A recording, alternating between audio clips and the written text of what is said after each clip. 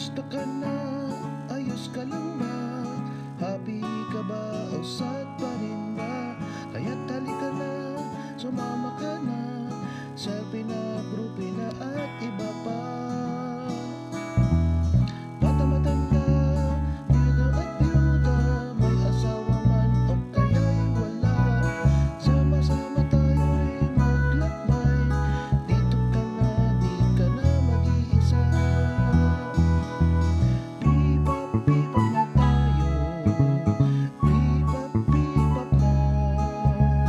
Let us be hip and let us up, tara sa munting tahanan, tahanan ni Kristo.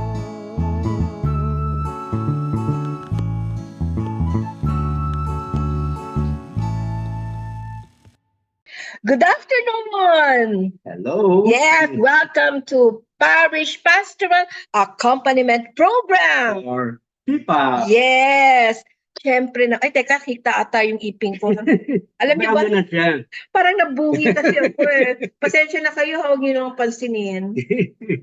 Anyway, kailangan ko nga talaga yan, baka tubuan ako. Growth. Yan po yung kailangan natin, yung growth. Ang title na ating topic ngayon ay Ayaw paawat. Ayaw paawat. Bakit kaya ayaw paawat? Natural yon. Doon sa binigay na talk ng ating guest speaker. Mhm. No? Yan yung binigay niya doon sa ating 7th anniversary. Yan, Diba? oo. Ito po yung continuation. Ito pa yung pang third talk.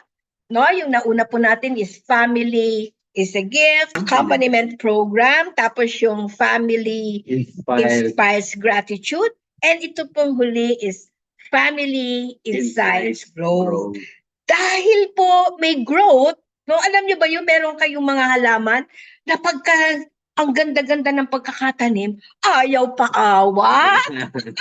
Ayaw talaga paawat, talaga tutubo sila. Minsan lalabas pa sila sa mga butas-butas eh. Sige. Di ba? Pakinggan natin ang ating guest, si Brother June Marfori. Yes! Kasama namin yan sa P-POP community and also a leader in the Ligaya ng Panginoon community. Amen. Kung family inspires gratitude, ano po ang susunod? Sa madaling sabi, kung sa loob po ng ating tahanan at pamilya, nakararanas po tayo ng kaligayahan sapagkat handog po sa atin ang pamilya, ano po ang natural daw po na uusbong? Ang sabi po ni Pope Francis, family incites growth. Madaling sabi, hindi po natin pwedeng kimkimin, hindi po natin pwedeng ilagak lang po sa loob ng ating tahanan ang biyayang ating pong nararanasan, ang ating pong kaligayahan. Pagkamat, kinikilala po natin na marami po tayong pagsusubok, ngunit sapagkat puspos po tayo ng biyaya ng ating Panginoon, natural lamang po ng ating tugon ay lumabas po sa ating sariling pamilya at tahanan. Dito po ang panawagan sa atin ni Pope Francis that we become a domestic church. Madaling sabi mga kapatid, ang natural na mangyayari ay mula po sa ating pamilya, palabas naman po sa ating iba't ibang mga kasalamuha sa ating pong buhay. Kaya nga po mga kapatid, hindi ko na rin po babasahin lahat ng aking inihanda. Ngunit bilang pagtatapos at iduduktong ko po sa binahagi ni Brother June Reformado, sana po mga kapatid, base po sa lahat ng ating narinig ngayong umaga, no? Na iba't iba pong mga paraan upang palawigin po ang ating pagiging handog sa bawat isa, lalong-lalo na po't may walang himpil na panawagan at paanyaya po lahat sa atin na dumalo dito sa ating kapihan. Sana po ang aming po paanyaya ay hikayatin po natin ang bawat isa at iba pa pong mga pamilya nung dumalo po dito. At sa pamamagitan po ng ating mararanasan, sana po tayo po ay ipaabot din po natin to sa iba. Para hindi lamang po that family is a gift, that we can experience family in the different dynamics and relationships and programs, that we can accompany one another through spiritual companionship, pastoral spiritual companionship, but we also recognize that family does not only inspire gratitude, but family inspires growth. So that it does not stop with us, but it goes to the bigger community, the bigger church. Kung tawagin po namin minsan, it is not I, but it is we. It is not my home, but our community, our parish, our neighborhood. Not only my family, but the bigger church. So sana po mga kapatid, base po sa mga narinig natin ngayon, ngunit hindi pa po tayo magtatapos, meron po tayong maikling ninilaan ng mga minuto upang magka-table discussions po tayo para maisabuhay po natin ito pong ating po pinag-uusapan at narinig sa mga iba't ibang nagbahagi po sa ating ngayong umaga.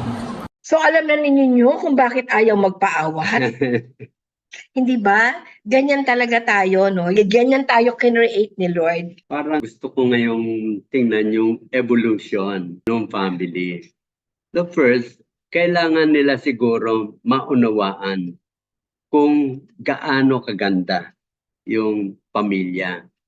'Di ba? Pinaliwanag na rin yan na yung pamilya ay sobrang ganda na kung titingnan mo, God has given us the privilege, iba-ibang privilege. Correct. Nagpaliwanag yan sa mga nauna na explanation dun sa family inspires gratitude. Yan. Totoo.